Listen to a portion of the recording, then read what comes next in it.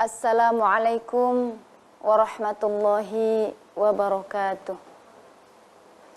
Alhamdulillahilladzi qad ba'atsa Muhammadan sayyidil mursalin wassalatu wassalamu ala asyrafil anbiya'i wal mursalin wa ala alihi wa sahbihi ajma'in, amma ba'du. Para pencinta RCTV yang dimuliakan oleh Allah Subhanahu wa taala, alhamdulillah, puji syukur kehadirat Allah Subhanahu wa taala. Mari kita terus ucapkan dan terus tanamkan dalam hati, karena sampai saat ini dan mudah-mudahan seterusnya Allah masih menganugerahi kita banyak sekali nikmat yang tidak terhitung, terutama nikmat sehat, nikmat Islam dan nikmat iman. Sehingga pada hari ini kita dapat berjumpa kembali dalam acara di TV, tayangan TV Anda tercinta sekalian di bulan Ramadan ini. Baik para hadirin sekalian, rahimakumullah. Betapa banyak orang-orang di luar sana yang menyerukan amar ma'ruf nahi mungkar, tapi tentu dengan versi yang berbeda-beda. Tetapi sebetulnya bagaimana konsep amar ma'ruf nahi mungkar yang sebetulnya? Sebelum itu mari kita dengarkan terlebih dahulu, mari kita simak terlebih dahulu ayat yang mengisyaratkan perintah Allah mengenai amar ma'ruf nahi mungkar yang terdapat dalam surat Ali Imran ayat 104. A'udzu billahi minasy syaithanir rajim.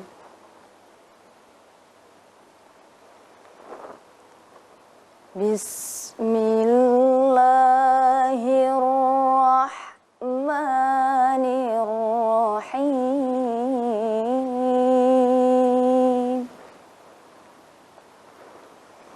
Waltakum minkum ummatun yad'una ilal khairi wa ya'muruna bil ma'ruf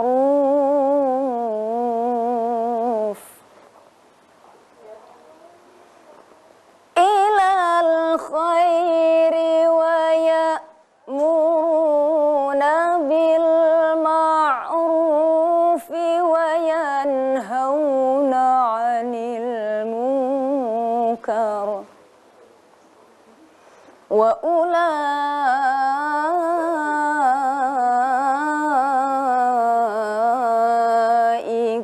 humul muflihun. Shadaqallahul azim. Begitulah Allah mengisyaratkan perintah amar ma'ruf nahi mungkar yang diwajibkan kepada kita sekalian umatnya. Amar berarti memerintahkan, ma'ruf itu dalam kitab Durratun Nasihin dan juga dalam tafsir, beberapa tafsir berarti kebaikan.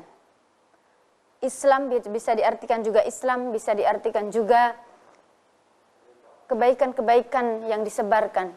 Dan mungkar itu merupakan kejahatan, kekejian dan lain sebagainya. Bagaimana konsep Rasulullah untuk melaksanakan kewajiban amar ma'ruf nahi mungkar? Beliau pernah bersabda dalam sebuah hadisnya, "Man ra'a minkum munkaran falyughayyir biyadihi, fa illam yastati' fa bilisanihi, fa illam yastati' fa biqalbihi, dzalika adhaful iman." Beliau bersabda bahwa jika kalian melihat kemungkaran, maka rubahlah dengan tanganmu. Jika dengan tangan tidak bisa, atau dengan kekuasaan tidak bisa karena tidak punya kemampuan, tidak punya kekuasaan, maka rubahlah dengan lisanmu. Dan jika dengan lisan pun tidak punya wewenang, maka rubahlah dengan hatimu. Dengan makna minimal membenci kemungkaran itu, minimal menyalahkan dalam hati kejahatan itu, minimal tidak menyukai perbuatan itu. Tapi beliau juga menyebutkan bahwa merubah dengan hati merupakan dzalika adhaful iman, iman yang paling rendah. Allah berfirman dalam Al-Qur'an surat An-Nahl ayat 125, metode atau konsep dakwah dalam Islam itu haruslah dengan hikmah dan mau'izah hasanah, bukan dengan kekerasan, bukan dengan kejahatan kembali, atau bukan dengan perbuatan-perbuatan lainnya yang justru malah merusak nama baik Islam itu sendiri. Dalam firman-Nya Allah paparkan, Bismillahirrahmanirrahim, ud'u ila sabili rabbika bil hikmatil mau'izatil hasanah wajadilhum billati hiya ahsan. Serulah kepada jalan Tuhanmu dengan mau'izah yang baik dan bantahlah mereka, debatlah mereka dengan baik-baik pula. Sesungguhnya itu merupakan metode atau konsep dakwah Rasulullah sallallahu alaihi wasallam.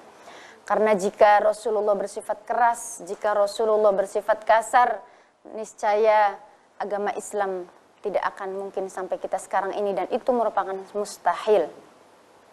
Maka dapat disimpulkan di sini, mengajak kepada kebaikan dan mencegah kepada kemungkaran tentu dalam konsep, dalam lingkar akhlakul karimah, tidak keluar dari akhlakul karimah itu sendiri. Karena Rasulullah diutus ke muka bumi ini oleh Allah untuk menyempurnakan akhlak yang mulia.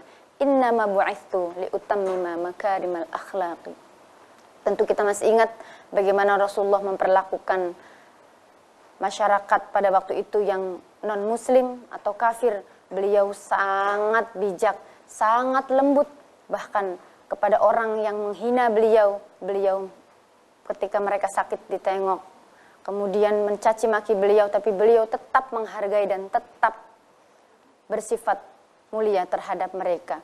Apalagi kita umatnya, kita belum dijamin surganya kan? Belum. Rasulullah saja yang sudah dijamin surganya, begitu lembut mengajak masyarakat yang non-muslim agar memahami dan mengikuti dakwah beliau.